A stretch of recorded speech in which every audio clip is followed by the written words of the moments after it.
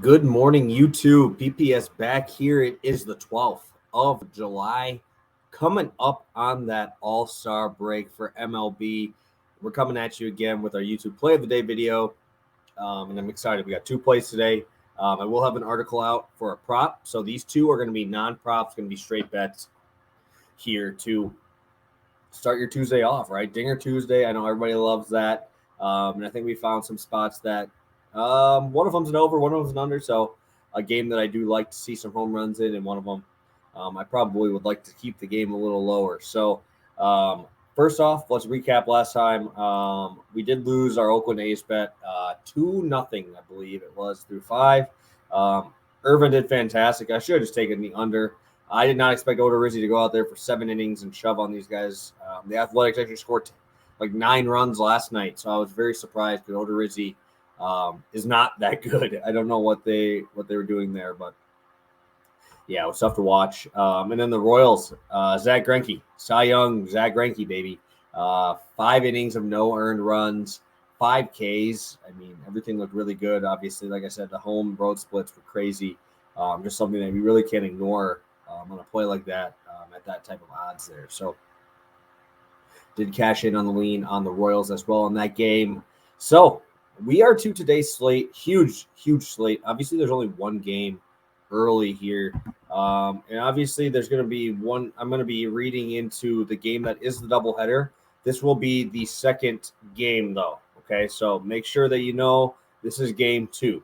Okay, and we're going to go to the White Sox first 5 team total. I will actually do this right now and make sure I put this in there so you guys can see it.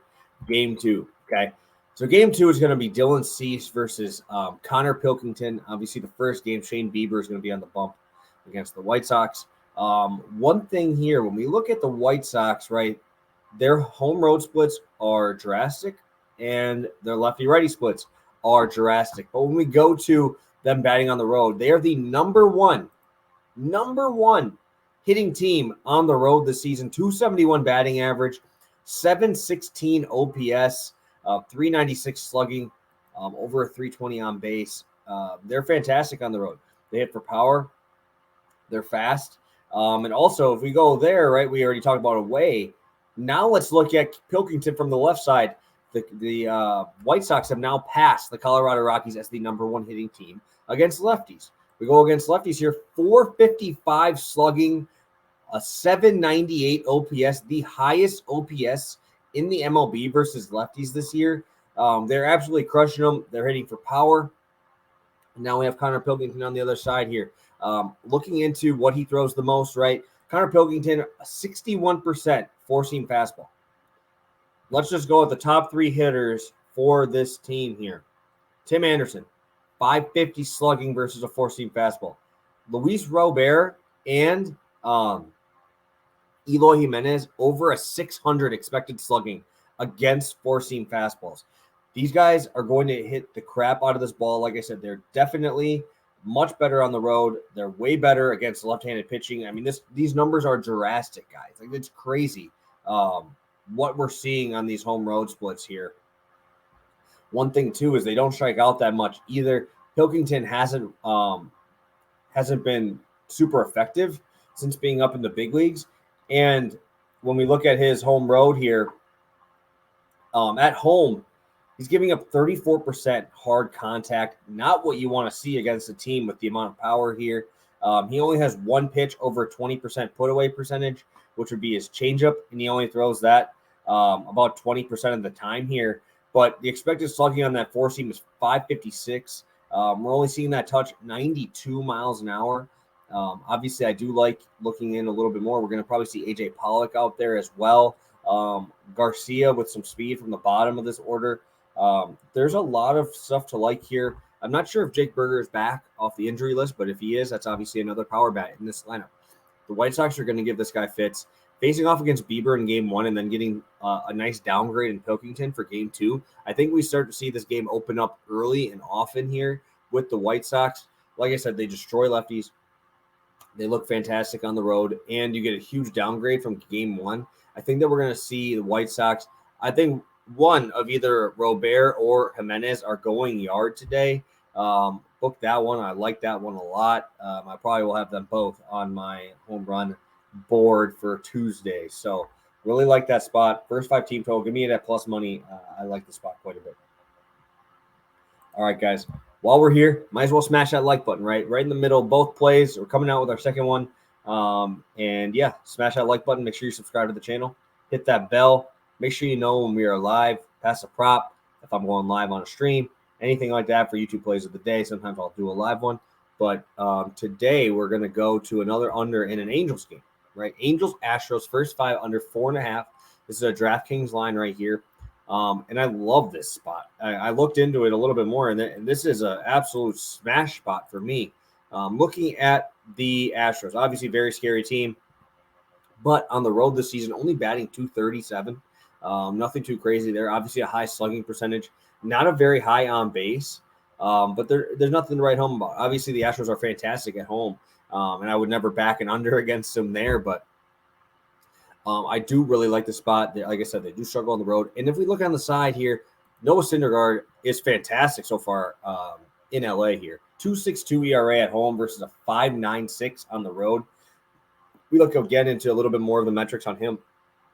Only a 2.62 WOBA and a 2.66 on base percentage. 2.13 batting average against is obviously extremely low.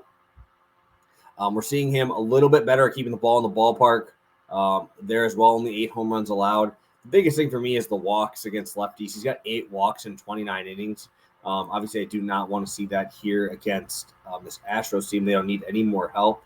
And then if you look at it here, the only guy you really got to worry about in this is Tucker and Yordan Alvarez for power. Syndergaard's been fantastic versus righties in the power department. Only a 3.68 slugging against.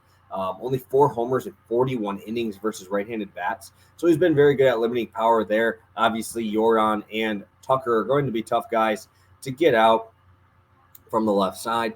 But Syndergaard has been fantastic at home, and I think that continues here against the Astros. And then if we just go against the Angels, man, the Angels are just absolutely terrible. Once you get through the top part of that order, man, it is hard to watch the rest of this team, man. They're terrible. Versus righties this year, 232 batting average. 701 OPS. They ranked 6th worst in the MLB versus righties. Obviously, Ohtani, obviously, Trout, but they're reeling right now. They're not playing good baseball. Luis Garcia has been great. A guy that I don't know if I would say snubbed, because the guy that I think was snubbed is obviously the guy I've been telling you guys about all year, which is Carlos Rodon. I don't know how he didn't make it, but Garcia's been absolutely fantastic this year. Home road splits aren't anything too crazy. Obviously, when I'm backing a guy on the road ones don't really mean as much to me. It's if he's just that much better at home. But on the road this year, he's actually been pretty good. 2.37 ERA, 2.11 batting average allowed, only a 3.66 slugging, 5 homers in 38 innings. Nothing really crazy here. I obviously see that he's much better on the road.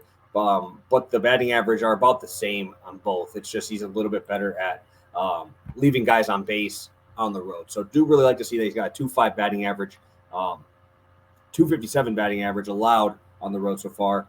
And obviously Syndergaard's been much better at home. So I think this is a good matchup. I think we see some runs, maybe 1 or 2. But I think Syndergaard throws well, and I think Garcia throws well here against this reeling Angels team. And obviously Syndergaard's LA numbers have looked fantastic at home. So backing this team, first 5 under 4.5, -130. And the White Sox, game 2, team total over 2.5, first 5. So thank you guys so much for tuning in. You guys are the best. Smash that like button on your way out. And hopefully you guys will be with us live tomorrow for Pass the Prop Wednesday edition here. So very excited to break this one down again tomorrow with you guys. And I'm hoping to come back to you guys with a 2-0 sweep here. So make sure you follow me over on Twitter @PlayerPropSavant. I will have my article play coming out soon. So thank you guys so much. You guys are the best, and we'll talk soon. Smash that like button on the way out.